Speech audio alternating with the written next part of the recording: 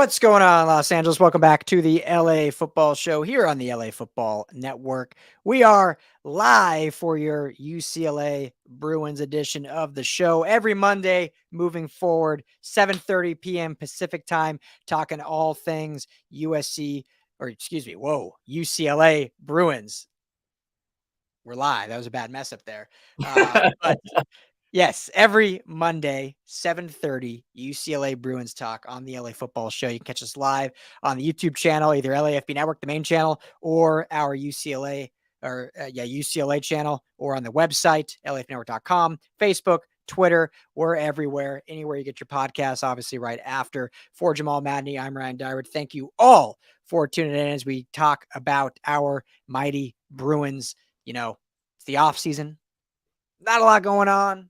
Spring practices started rocking. We had the pro days a couple weeks ago, but we will certainly find stuff to bring you guys and plenty of stuff to talk about. Logan, what is up? Does not like the offensive line, so maybe we can get into that, Jamal. Talk about Absolutely. that here in a minute. But first off, how you doing, my man? You are Mr. Bruin, so how are you? Doing well, right? Excited to be doing this. Honestly, how are you doing after that? Oh, I mean, I'm devastated. It's been a period of mourning for me. I've been going through, the 5 stages of grief after that Sweet 16 game against Gonzaga. I mean, it was probably the worst way you could lose a game because you were up.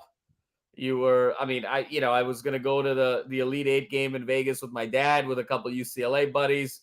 Everyone at halftime was already talking about where they wanted to stay and what dinner reservations were going to look like on Friday. And I was like, guys, you're getting a little cocky here, but I'm hoping. And you're just ready. I mean, mentally, it was like Kramer and Seinfeld. Mentally, I'm already there. I was already there in Vegas, and then to see the lead just dissipate and the guys kind of run out of gas, down 2 starters. But then miraculously, after being down 8, they somehow find a way to take the lead with 12 seconds to go. And you say, oh my God, this thing can actually happen again. And then to get your heart broken a second time. I mean, it was just devastating, Ryan. I've been very sluggish ever since. And then to see Alabama and Houston lose the next day as the other 2 1 seeds. I mean, UCLA was the highest seed left at that point. This was really their tournament, and frankly, had Jalen Clark or just Adam Bona. Honestly, if Bona was just healthy, this team was going to win it all. And so, really struggling with that still. Yeah, it's tough when injuries kind of rob you of something. Yep. And I thought this was and we'll wrap this up and get to football. Don't worry, but it's still, the program UCLA, and it's tough when I feel like this was a very special team, special year. You have Hawkes and Tiger Campbell, who have been there for, it feels like, a long, long time. Yep. And this was kind of the culmination of their careers and what Mick Croman has really put together and built in this. And it felt so good all year. They were the dominant team. I mean, they were arguably the number 1 team in the country seemingly all year until the very end when some of these injuries happened and they dropped from top 2 to 7. I think they finished out in the regular season in the AP poll, and still looked very good early on in the tournament. But you run out of gas when you're missing 2 starters. And if I'm being as difficult as it was, I'm a big fan, obviously, but I'm not alum, so I'm not as diehard as you. I thought it was amazing and fascinating that they got even as far as they were. I mean, you're missing 2 starters and you still make it that far and basically lost on a buzzer beater. But yeah, that's a gut wrenching way to lose for sure. And we weren't texting during the game. I hit you up after. I didn't hear back for about 72 hours, and I'm not surprised because it was brutal. I got a lot of texts after the game, and I was just like, I just want to go to sleep. Like this is just it was crushing. But right, I mean, that's why we love sports so much. That's why we love UCLA so much. And the agony of those defeats when they win the national championship in basketball, when they go to the college football playoff, when they do some great things in football, it's going to be that much sweeter because you sort of endure the bad times, and those who endure conquer. So I'm excited about the future as always. So I probably know the answer to this, but I think it's fairly relative. What loss stung more? And I know it's a little recency because it just happened, but this basketball loss in the Sweet 16, which, a little higher stakes, I guess, or this UCLA football loss to Arizona, which basically essentially ended the season for the football team? Oh man, I mean they were both tough. I think basketball for sure because of the finality. I mean, at the end of the day, even after that Arizona loss, right? I mean, the SC game was there, so there was still an opportunity to win the Pac-12, to sort of do everything that realistically we wanted to do. I think it was a little far-fetched to think that at the start of the year this team was going to go to the CFP, but I think the goal was very attainably getting to the Rose Bowl and winning the Rose Bowl. And so even though the Arizona loss was crushing and took a little bit of shine off of the SC game for a little bit, I mean, the bottom line was it was an opportunity to correct, and winning that game would have sort of undone things and gotten UCLA back in a position where they needed to be. Versus in March Madness, you lose and you go home. And what's so heartbreaking is just the finality. It's over. The guy hits a 30-foot shot and the season's over, and everything that you've worked for since November is over. And I think that's kind of the cruelty of college basketball, where it sometimes makes the regular season meaningless. When everyone sort of has to be in the same single elimination tournament, there's no home court advantage. It's a one-game situation. It makes that sport very, very cruel, because it almost negates everything that you've done from November to February, and it just turns the whole season into one tournament. And for the Cinderellas, it's great because you're like a cat with 9 lives. You get an opportunity for redemption. You get an opportunity for an underdog story. But when you're a team that has produced excellence throughout the year, it's tough. It's one of the reasons why, for all the NBA talent that Kentucky has had, Kentucky's won this tournament once in the last 25 years. Think about that. In the last quarter century, for all the talent that Kentucky's had in the NBA, they've won this tournament once. Coach K, for all his greatness, has only won this tournament 3 times since the turn of the century. It's a cruel sport, probably the hardest tournament to win. Yeah, no, I totally agree in terms of the tournament. I think what's interesting, if we turn it back to football, is it almost, in similar fashion, the college season, especially for the non-Alabamas or just the non-SEC teams, is almost like March Madness. The regular season is like March Madness. And if you compare it to this UCLA past season, is they kind of became the Cinderella in a way, because yes, they had the easy schedule to start with the 3 non-conference and then starting at CU Boulder for week 4, but they beat Utah, they beat Washington, they lost a tough one at Oregon, though, but going into that Arizona game, they were 12th in the country. And they had a very clear picture, not only the Pac-12 title, not only the Rose Bowl, but there was still we talked ad nauseum, Jamal, last year about a clear path to potentially the CFP. And you have one hiccup against Arizona and it's over just like that. So yes, there was more games to be played. Yes, they could still, complete some mission by beating USC the next week. And then we know how the bowl game went after that. But essentially the season as a whole was done after the UC game, similarly to how UCLA season in basketball was actually done after this loss to Gonzaga. So both heartbreaking, both heart-wrenching. And I'm just excited now that for football wise, we can look past it and look to the future of this team, who I mean, Jamal, we're pretty pumped about this team moving forward. Yeah, absolutely, Ryan. I think there's a lot to be excited about. Obviously, when you look at the future of this program in Dante Moore, you look at what they have picked up in the wide receiver room with J. Michael Sturdivant and with Kyle Ford. You look at this running back room with the likes of TJ Harden and Carson Steele and Anthony Adkins. Just a litany of great running backs. And then when you look at what comes back defensively, and you look at the Murphy twins, and when you look at Leatu, and you look at Darius Moasau, and you look at the experience in the secondary with the likes of Davies and Kirkwood and others, I mean, there is tremendous optimism here. And our friend Logan has been talking about the offensive line, and I completely agree. I think that's the one final piece of the puzzle to really put everything together here. In terms of making this a credible Pac-12 title contender next year alone.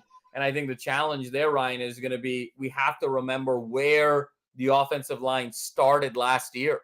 I mean, everyone remembers that first game against Bowling Green, and, there was the punt block, and no one could sort of hold up in the front trenches, and DTR was getting sacked and hurried against Bowling Green. And we were like, oh my God, this is going to be such a long year if they can't even hold up. And look how far Dravino was able to take that group and where they ended up as not only a top 2 offensive line unit in the Pac-12, but really a top 10 unit in the country by the end of the season when you take run blocking into consideration as well as pass blocking. And you've got 3 credible NFL prospects in terms of Gaines and Mafi and the like. And so I think that there's a lot of optimism where a couple more pieces need to come after spring ball in the transfer portal, but they're going to coach him up the right way. And given this zone spread running scheme that Chip has been running flawlessly, I think they have a system in place that's very tangible that they can get guys to sort of buy in and tactically sort of maneuver around. And I think that they're going to do that. Part of, I think, the reason that they've been a little bit hesitant to bring in more offensive line guys is to really figure out who's going to be the starting quarterback, who's going to win this job in the spring, because you have very different quarterback styles. Ethan Garbers is very different from Dante Moore, is very different from Collin Schlee. And so depending on who wins this job, obviously Dante Moore is the future of this program, but is Dante Moore going to be the quarterback at the start of 2023 is really the question. Depending on who wins this job and who separates in the spring, you're going to then go and get the offensive linemen that are most conducive to that style of play. So I think it's on the top of Chip's mind and company, and I'm really not concerned with their ability to go acquire credible offensive line talent, coach them up, and have a similar type of success when you look at beginning of end of 22. Yeah, and I think when you look at just the tenure since Chip's been here, and I'm not going in the list of pure statistical hierarchy of offensive line play, but I think when you look at what they've done or how they've performed since he's been here, the offensive line has overall been kind of a stronger suit of the offense. And you mentioned everything about how the rough start last year, and then by the end of the year, Jamal, we had pundits out here saying like, well, is Zach Charbonnet even that good, or is it just the offensive line? Like, that's how crazy things got nationally, is the fact that people were questioning Zach Charbonnet's greatness because of how good the offensive line became. And I take nothing away from John Gaines and Antonio Mafi and all these guys that have played there.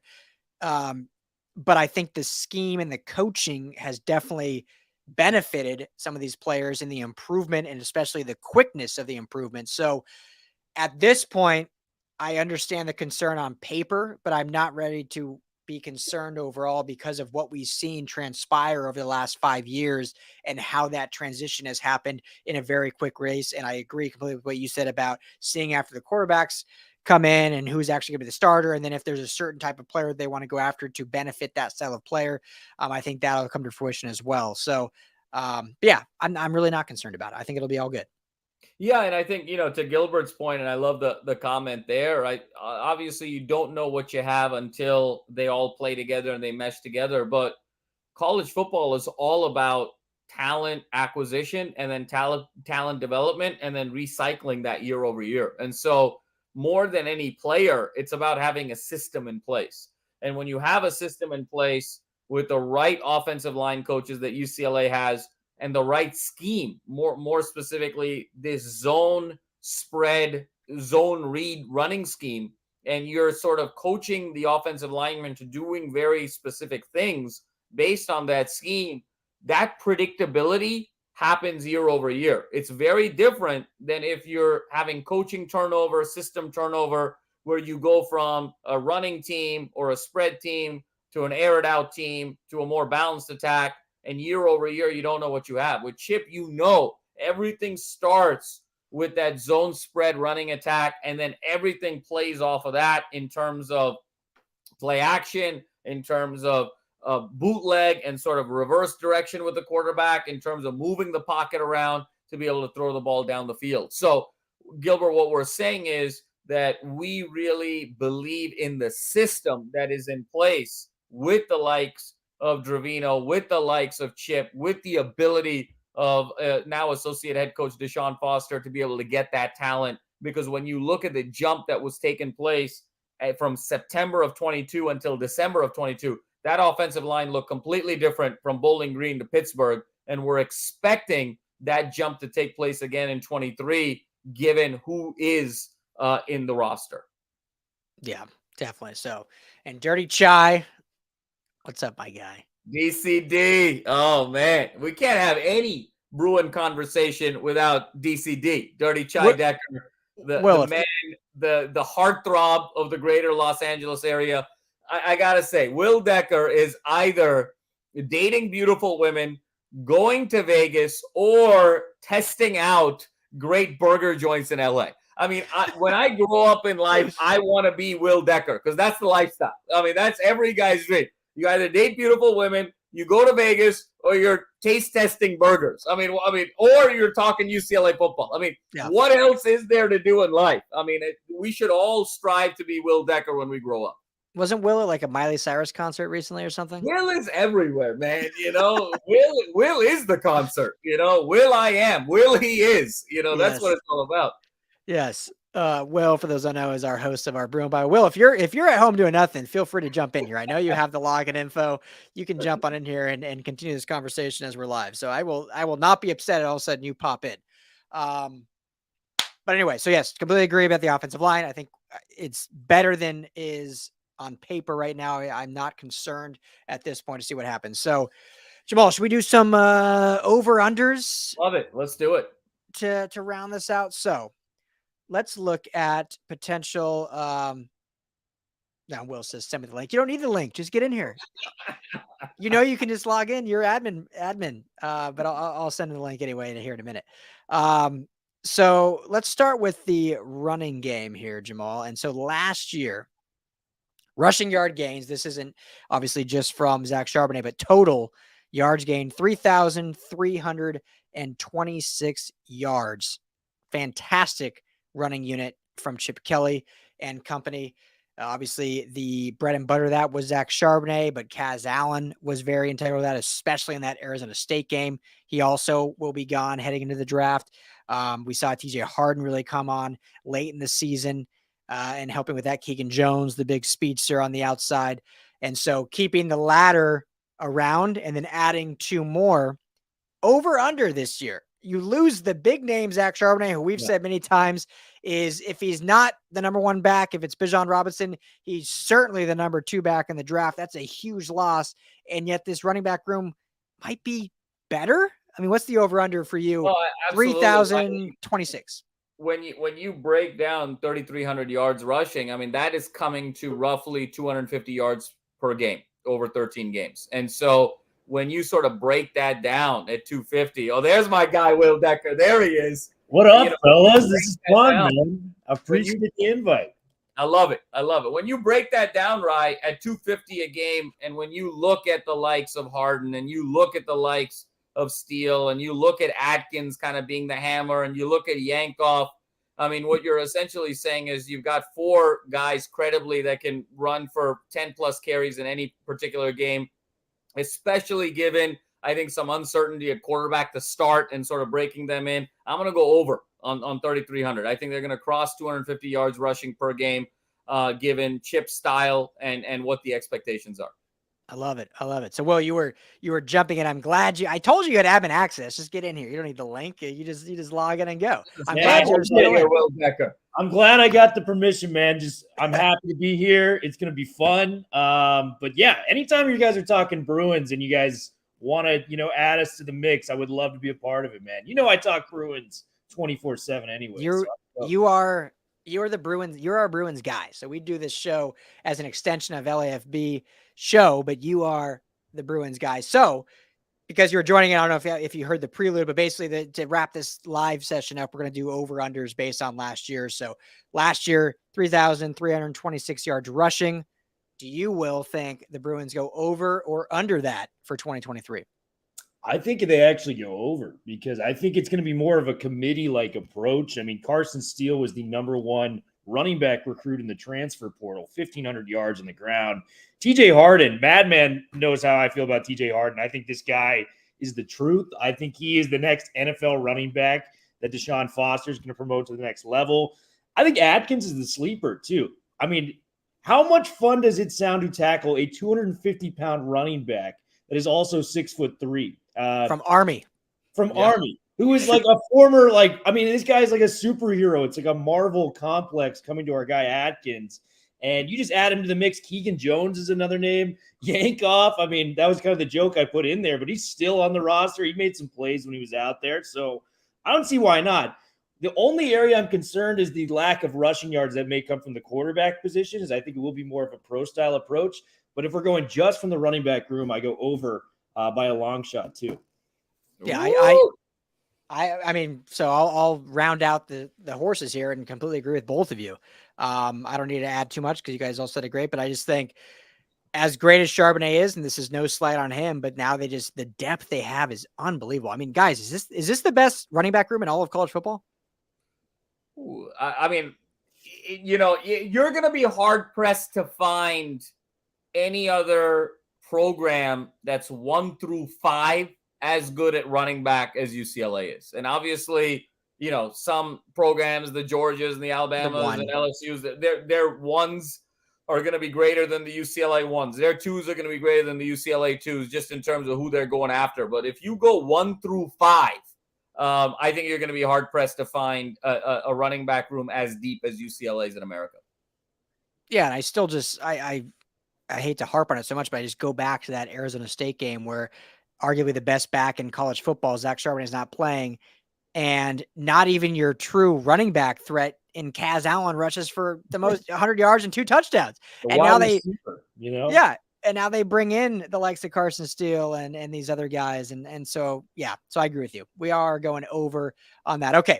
Moving on to, let's go receiving next. So last season let's actually, I apologize. Let's go passing first.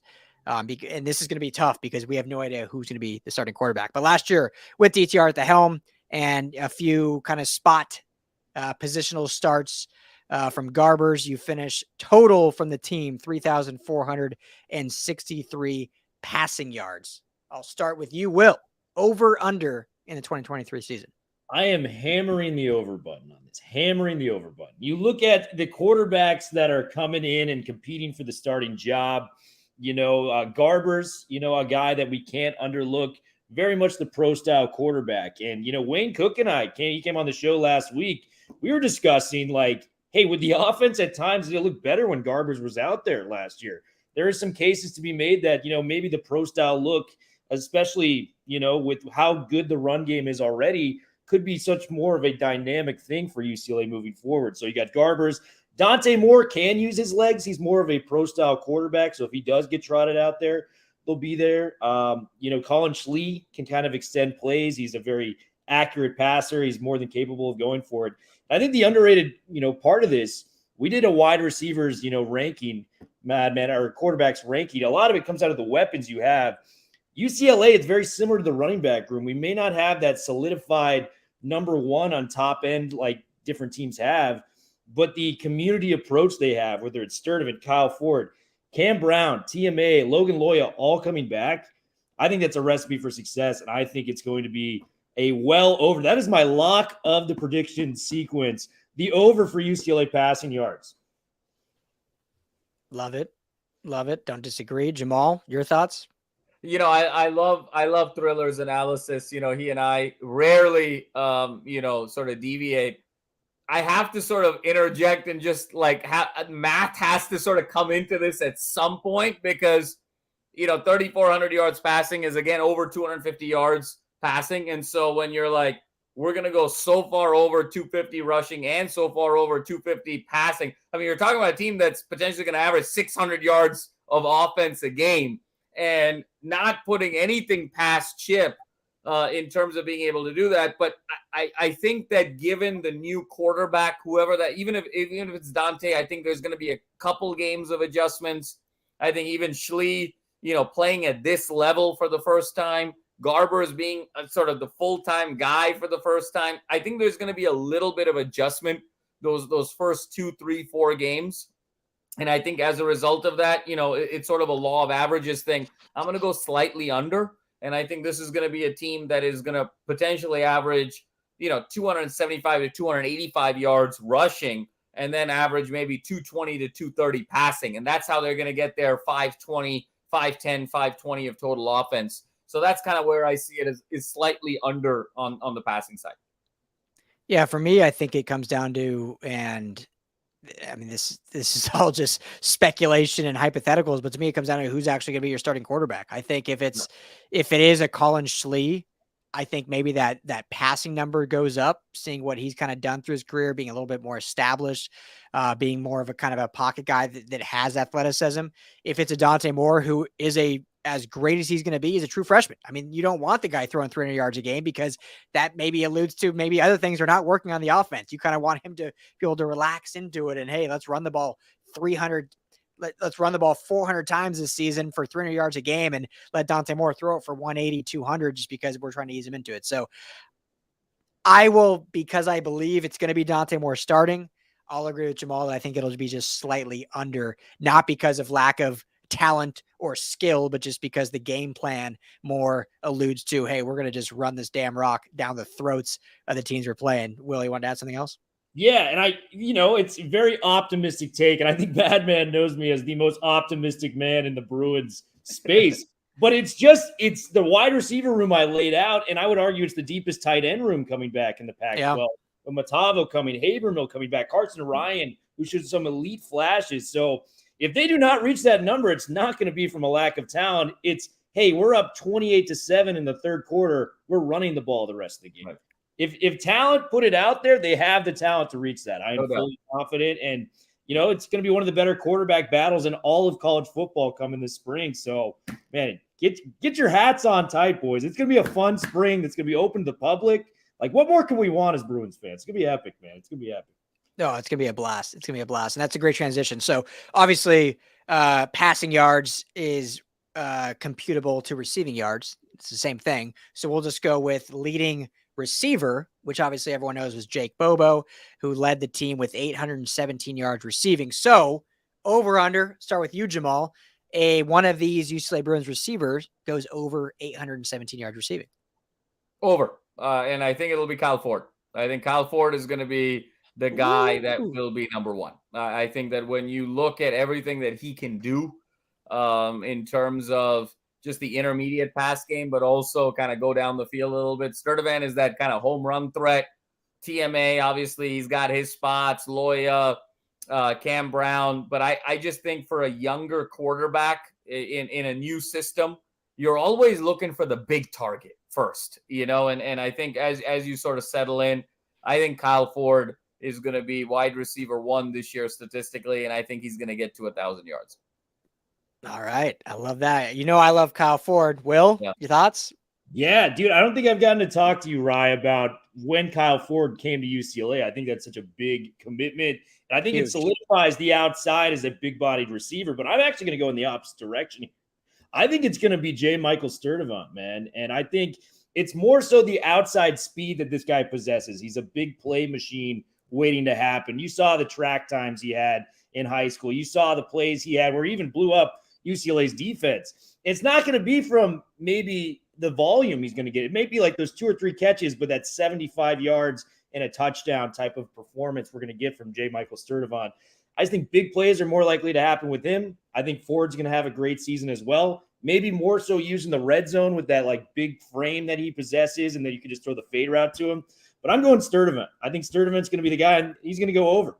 So I'm really excited to see what he does.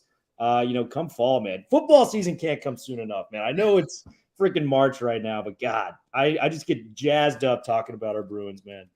Yeah. So I agree with both of you that one of these receivers will go over that 817-yard mark.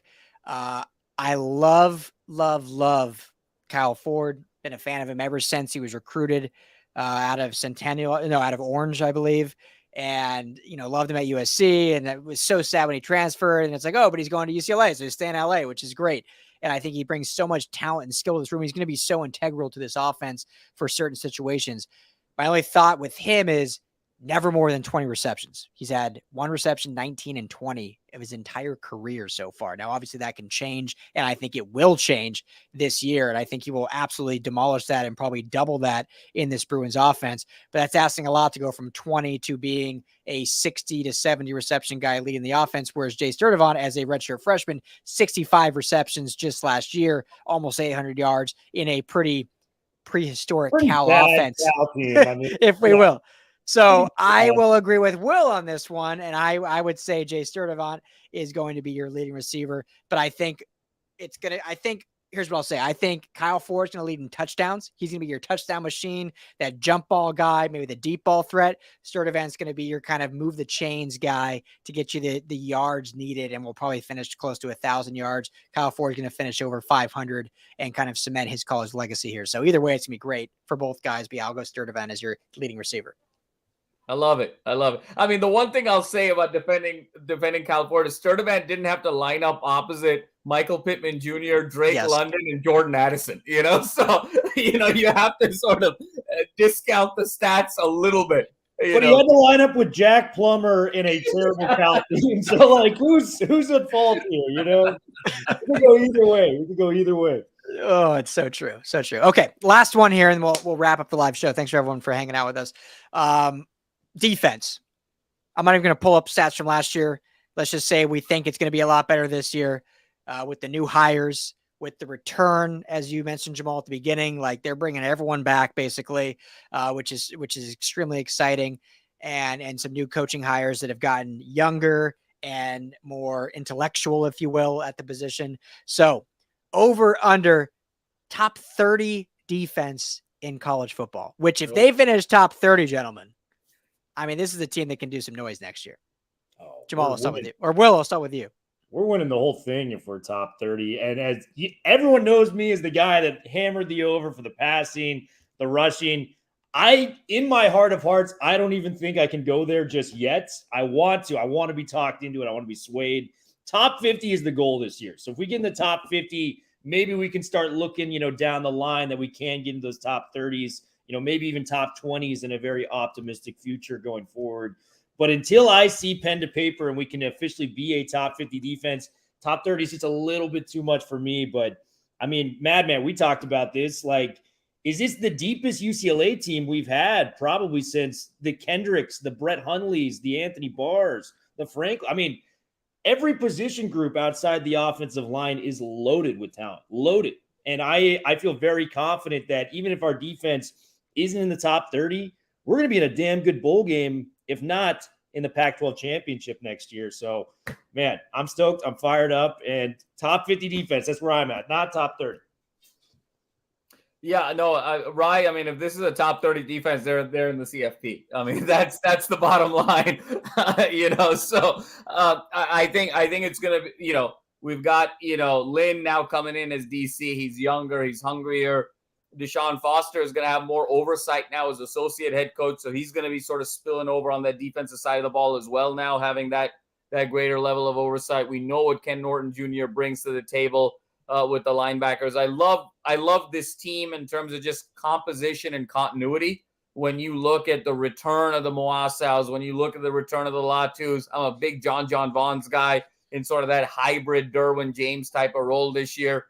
And then you've got the secondary play on the back end with the likes of, Kirkwood and Davies and others who are all coming back. So I think the continuity is going to be key. I think they're going to be between 50 and 60 in total defense this year, which I think we would all welcome. Yes. We would all welcome that with open arms because this is, the last time we saw this team, they coughed up a lead to Pitt, in the Sun Bowl. So, there's only room to grow from here. And I think between pass rush, between front seven, linebacker play, between the back end, all the talent is there. Now it's a matter of putting it together. And hopefully they go in this year a little bit more relaxed. I think, what was interesting is last year, for as great as DTR was in terms of a warrior, there was always that feeling of inconsistency with him. You never knew what you got game over game. And sometimes that inconsistency also spills over onto the defensive side of the ball. When you don't know what you're going to get quite in the same way at the quarterback position, it puts you a little bit on edge defensively. And I think hopefully they sort of even out, they smoothen out at the quarterback position, at the running back position. You know what you're going to get offensively. And I think that's going to sort of relax them a little bit to know, hey, listen, we don't need to go in there and hold teams to 10 points. We can hold teams between 30 and 35. We're probably going to be in every game, and we're probably going to have an opportunity to win every game. And so that sort of relaxes you more schematically as well. So I think between 55 and 60 would be great if they can get there. And I think if they do that, this is a double-digit win team. I mean, that's what a double upgrade, basically, like Double cutting upgrade. it from hundreds to the 50s. Yep. So we will take that all day. I agree.